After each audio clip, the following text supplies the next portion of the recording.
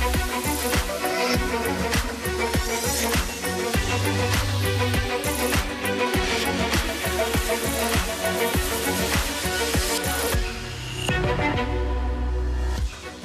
morning. It is Friday, the 10th of July. I'm Maeve McMahon, and this is Europe Today, your morning roundup of the biggest European stories and the analysis that matters, live here on Euronews. Coming up, Donald Trump says the truce with Iran is, quote, over as Tehran reports a US attack near a nuclear plant. With the global economy in flux as the war intensifies, we'll bring you exclusive insights on how the European economy is faring with the President of the European Central Bank herself, Christine Lagarde. This as European finance ministers huddle in Brussels to assess the health of the European economy. On the agenda, a new proposal from Spain for a common EU borrowing mechanism worth up to 850 billion a year. We'll be hearing exclusively from the French economy minister, Roland Lescure, who'll be joining us here on set. And meanwhile, a sense of déjà vu. France bet Morocco 2-0, the very same scoreline as their World Cup semi-final meeting in Qatar back in 2022. After a pretty frustrating start, including a missed penalty, France found their rhythm and ultimately proved too strong for Morocco. But first, Europe must look at its own weaknesses, but also leverage them in a very turbulent global scenario. The words of the President of the European Central Bank, Christine Lagarde, in an exclusive interview with Euronews' Europe editor, Maria Tadeo. For more on this wide-ranging sit-down that touched on an array of issues, I'm joined here in the studio by our very own Europe editor, Maria Tadeo. Maria, good morning. That was a very long sit-down interview you had with the President of the ECB. You touched on many issues, from the economy to President Donald Trump to China. Fill us in. Yes, Maeve. And of course, Christine Lagarde is incredibly powerful, very influential. And this is now head of the European Central Bank, who, if she has something to say, she will say it, and you'll hear it very clearly. In this conversation, we talked about the European economy, as you pointed out. We also talked about the trajectory of interest rates. This is crucial, of course, for European consumers. The European Central Bank just had to increase interest rates as a result of a pickup in inflation because of the instability we see certainly playing out in the energy market because of the war and the situation in the Strait of Hormuz. And then we talked about Europe, a lot on Europe. She said by now the Europeans have recognized some of their weaknesses and they have to reform and they have to address those issues. She's a real champion of the Capital Markets Union, suggesting that the fact that we have billions of euros that will leave Europe to go and be invested in the US is a total anomaly, and this money should stay here. So the Capital Markets Union continues to be her priority. And then we also talked about this idea of a European safe asset. Obviously, this is a very technical debate. If you're an EU nerd, and here we are, but you know, this is really fundamentally a question about creating a sort of, instrument, a tool that would see the Europeans borrow together to fund and pay for common projects, for key issues, including defense, but that also could create a sort of bond market that could rival the US Treasuries. And I asked her this question because this is very much in the zeitgeist, because the Spanish have picked up on a proposal initially by Mario Draghi, now saying they would like to see about 150 billion euros a year of this funding. They argue that in the end, there is a case that it could be cheaper if you reduce interest rates and the payments that individually you'd have to make by doing it collectively. I asked this question to Christine Lagarde, and she told me, look, put it on the table, just debate it. Let's take a look. It's pretty obvious that we also need to have a European asset which can, parallel with the US Treasury bonds, for instance. How we go about it, how the moral hazard is addressed, how it's allocated in terms of results to be decided. And I think it's great that a country like Spain, for instance, makes a proposal, puts it on the table for debate. And it's now for the others to say, OK, we like this part, we don't like this, we can address it. So when you hear these numbers, 800 billion euros, Mario Draghi echoed that. The Spanish seem to be putting that on the table. The French president has said, in his view, there are no taboos. That doesn't scare you. When you hear 800 billion euros, this kind of money. Remember what we did for COVID. That was the amount that was actually put on the table for joint borrowing in order to respond and to produce the recovery and what was it? RRF, the Recovery and Resilience.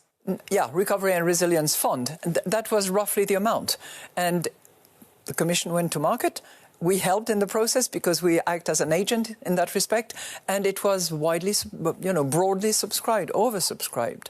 So I'm not saying that this is the amount. I'm just saying that to go with the capital market, you need depth, you need liquidity, and you need to entice the savings of Europe onto that market. And that is, of course, ahead of the European Central Bank. And Maeve, this is a very hot topic in Brussels. And as you know, the question of joint debt is, in essence, very, very political in Europe. It is interesting, however, that she is saying, let's debate it on merit. You'd have countries like Germany, the Dutch too, who'd say, absolutely not. We've said we would not agree. That was a one-off. We do not want this to become a constant, but the debate is certainly now out there. And then the other point, just briefly, we spoke about China.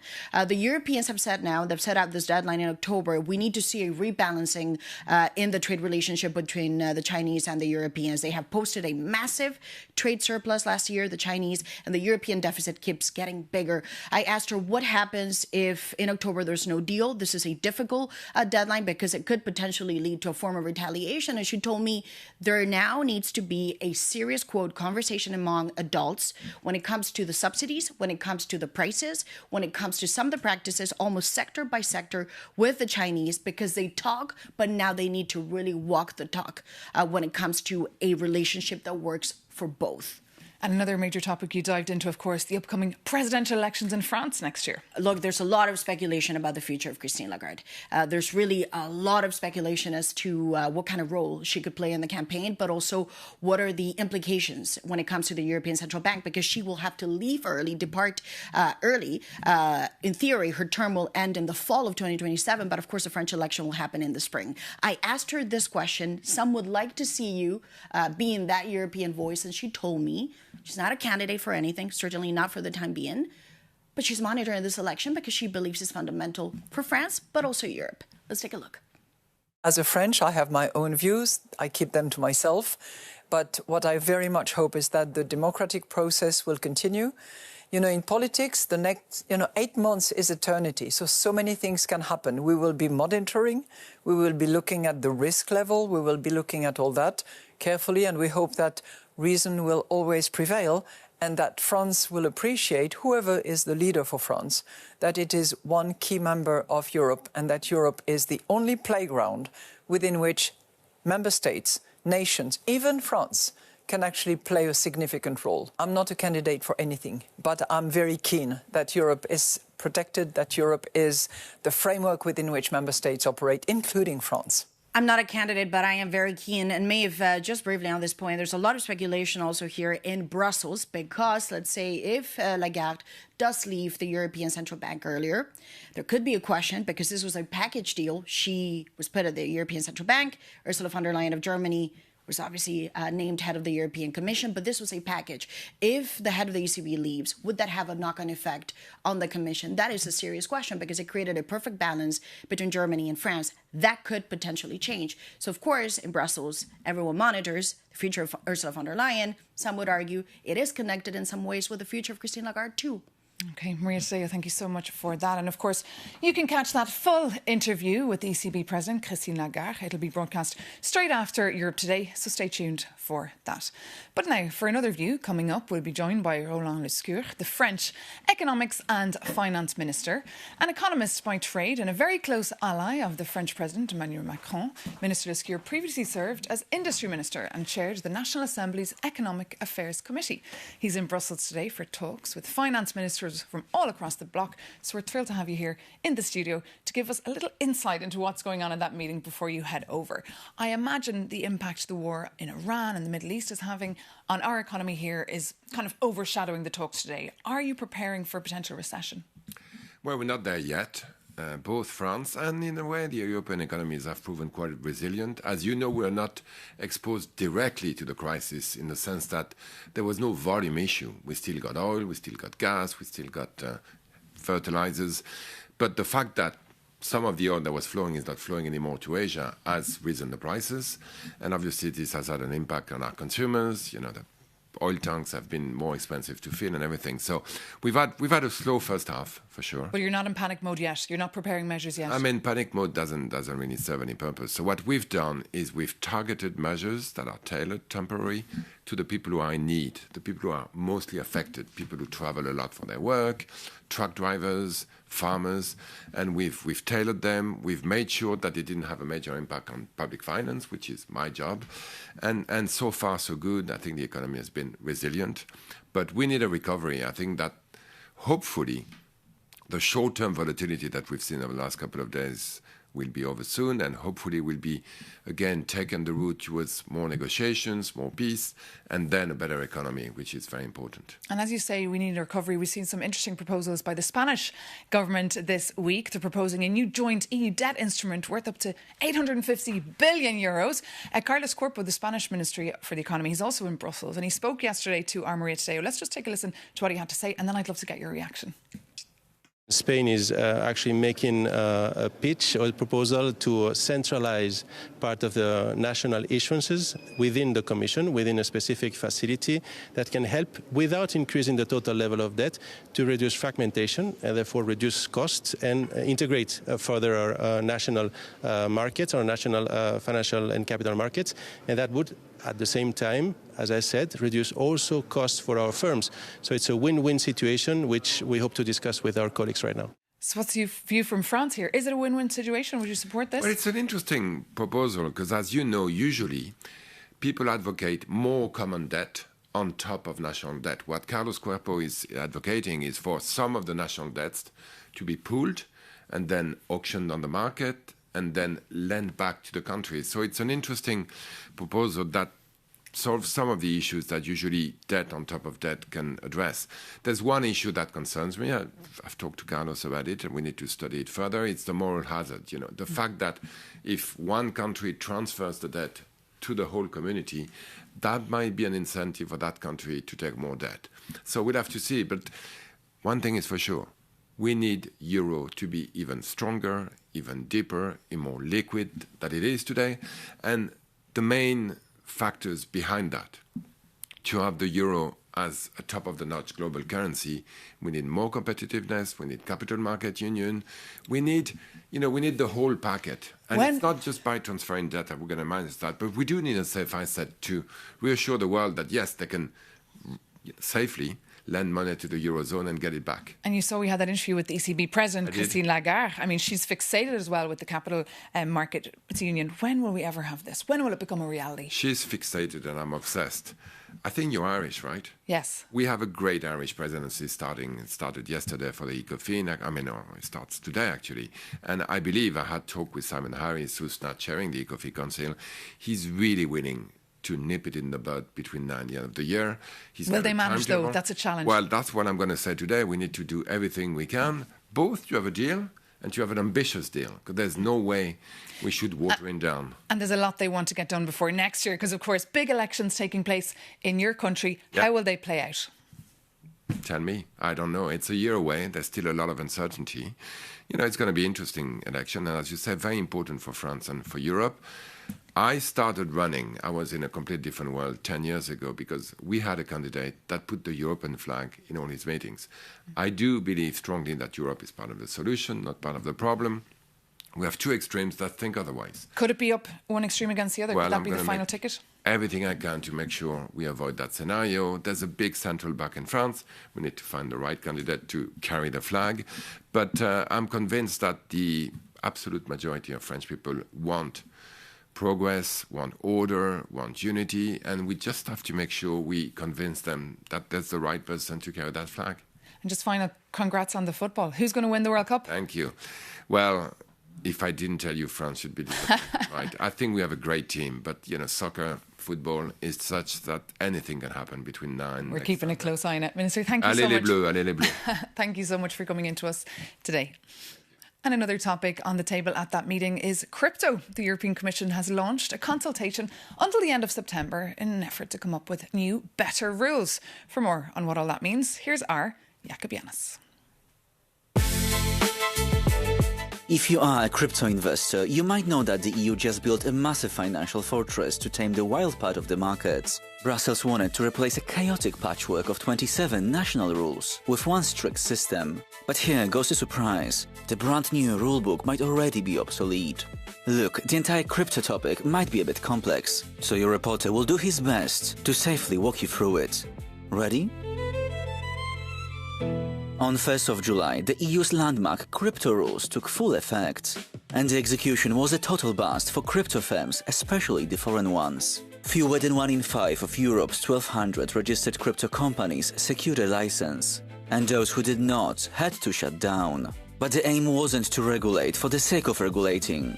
Brussels wanted to stop crypto scams and protect everyday investors. And big brands like Coinbase cleared the bar, but giants like Binance got kicked out. And while Brussels was working its domestic markets, Washington rewrote the rules. Last summer, Donald Trump signed the Genius Act to back stablecoins. And if you're a bit unsure what they are, I'm here to help. They are digital currencies designed to be safe, by pegging their value to the US dollar. Like for like, but digital. And stablecoins are not a small business. 95% of these tokens are tied to American currency, and Trump is using this technology to expand American financial power. After all, money is power. But here goes the plot twist. According to Euronews exclusive report, the new EU rules fail to regulate companies outside Europe, so foreign companies can bypass them. And EU diplomats already admit the rules must be changed next year to better address how tokens created outside the EU are regulated. Look, I know it all sounds a bit complex, but it's worth knowing what all this crypto fuss is about. And you know, if you want to keep your money under the bed, to me it's fine. I won't judge you.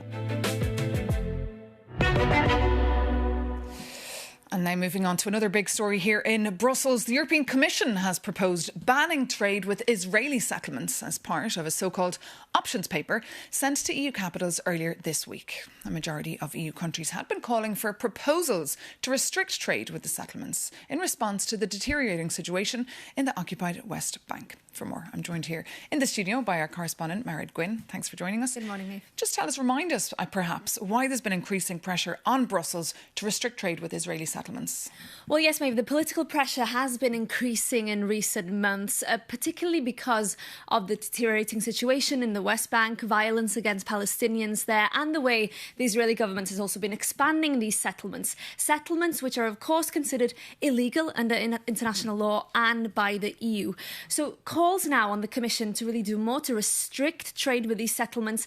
This is different to the calls to ban trade with Israel, to suspend parts of the EU's trade deal with Israel, calls that have been existing as well. We've heard plenty about them on the show, of course. This is about the settlements. So the Commission finally coming forth with a proposal on Wednesday outlining potential concrete options. We first reported this on Euronews yesterday, and essentially there are 3 things on the table now. First would be to oblige companies in settlements to acquire special exporting licenses. Secondly, to place more punitive tariffs on these products to make it more difficult for them to be imported into the EU. And finally, and crucially, Maeve, a proposal for a full or partial ban, which is what many governments have been pushing for months now. This will be discussed by EU ambassadors here in Brussels when they gather for closed-door discussions today, and then, of course, by foreign ministers when they're here in Brussels next Monday. And the big question everyone's wondering, how likely is it that this will pass? Well, this is where it gets tricky, Maeve, because on paper, any trade measures in the EU should be approved by 15 member states, representing 65% of the EU population. But the Commission has suggested in this options paper that, in fact, this is a foreign policy tool and needs the unanimous backing of all member states, which is obviously a higher bar, a higher threshold to reach. And many feel that is quite unfeasible because, of course, there are many staunch allies of Israel within the Council. This is feeding into the narrative that the Commission might be delaying or even obstructing a decision. This has been slow coming. And also, although foreign ministers will have a discussion on this on Monday, we won't hear more until they gather next in October. So don't expect a decision anytime soon. OK, we'll keep a close eye on that, Mairead Gwynn. Thank you so much for that. And now it's time for the World Cup.